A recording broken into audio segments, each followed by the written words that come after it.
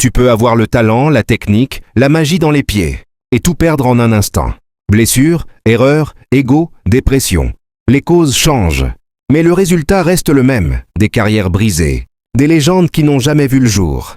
Aujourd'hui, on revient sur ces prodiges, qui avaient tout pour devenir des géants, et qui ont tout gâché. Voici le top 10 des talents gâchés du football moderne. Numéro 10, Ravel Morrison, Angleterre. Sir Alex Ferguson disait de lui: le plus grand talent que j'ai jamais vu à Manchester United. Mais Morrison n'a jamais su grandir. À 17 ans, il était une pépite. À 23, il était déjà perdu.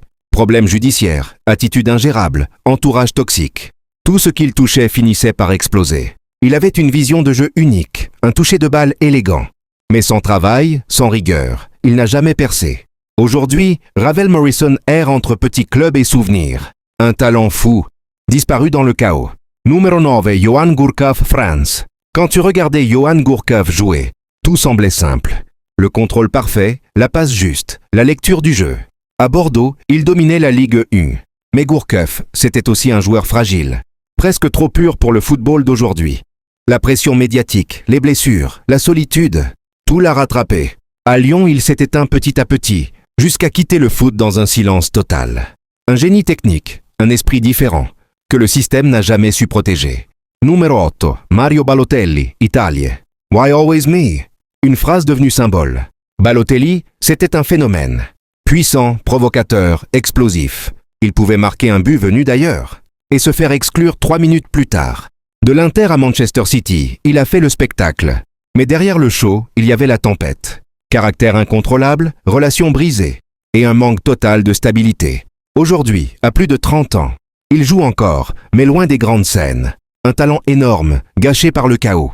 Numéro 7, Jack Wilshere, Angleterre. Un soir de 2011, il humilie le Barça à 19 ans. Tout le monde se dit « voilà le futur d'Arsenal ». Mais le corps de Wilshere a lâché avant le reste. Blessure sur blessure, fracture sur fracture. Il n'a jamais eu le temps d'exprimer tout son potentiel. Quand il jouait, tout paraissait fluide, instinctif. Mais il a passé plus de temps à l'infirmerie qu'en match. À 30 ans, il raccroche les crampons. Une carrière brisée par la malchance. Un joyau anglais usé avant l'âge. Numéro 6, Adel Taarabt, Maroc. Taarabt, c'était la magie. Un joueur qui faisait lever tout un stade.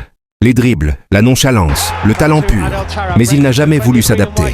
À Tottenham, QPR, Benfica, les coachs se succédaient, les promesses aussi. Harry Redknapp disait de lui: s'il voulait, il serait au Real Madrid. Mais il ne voulait pas. Adel Taarabt jouait pour le plaisir, pas pour la gloire. Et dans le foot moderne, ça ne pardonne pas.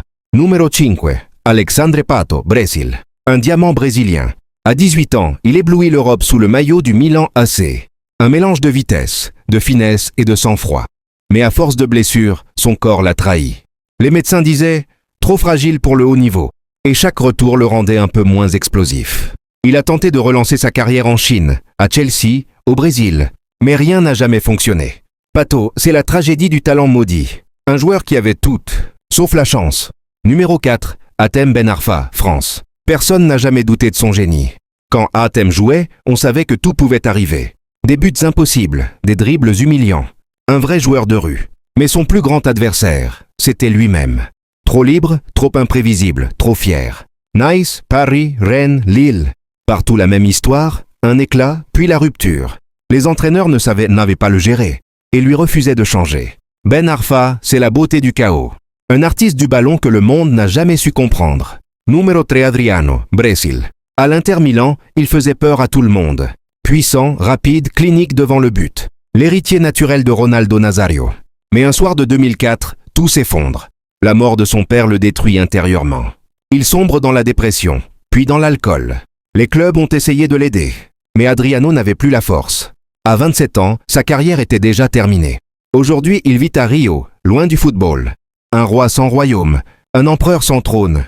Numéro 2, Dele Alli, Angleterre. Il était la nouvelle star du foot anglais.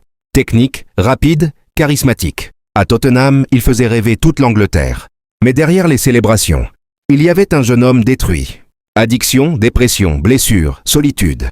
L'interview qu'il donne à Gary Neville en 2023 révèle l'envers du décor. Les traumatismes, l'abandon, le vide. Aujourd'hui, Dele Alli essaie de se reconstruire. Pas pour redevenir une star, mais pour redevenir un homme.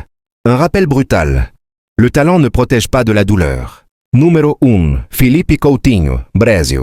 À Liverpool, il était intouchable. Les coups francs, les passes, les dribbles, Coutinho, c'était la créativité à l'état pur. Mais en 2018, il choisit Barcelone. Une erreur fatale. Pris dans un système qui ne le comprenait pas, écrasé par la pression du transfert à 160 millions d'euros, il s'est éteint lentement. Prêté, critiqué, oublié. Même au Bayern, il n'a jamais retrouvé la flamme. Aujourd'hui, à 33 ans, il joue loin des projecteurs, avec le regard vide de ceux qui ont tout eu et tout perdu. Philippe Coutinho, le symbole ultime du talent gâché par les mauvais choix. Ravel Morrison, Gourcuff, Balotelli, Wilshere, Taarabt, Pato, Ben Arfa ou Adriano Dele Alli Coutinho. 10 destins, 10 leçons. Le football ne pardonne pas. Il élève les prodiges et les oublie dès qu'ils chutent. Mais ces joueurs, on ne les oubliera jamais, parce qu'ils nous ont rappelé pourquoi on aime ce sport. Pour la beauté, l'émotion et la tragédie qu'ils transportent.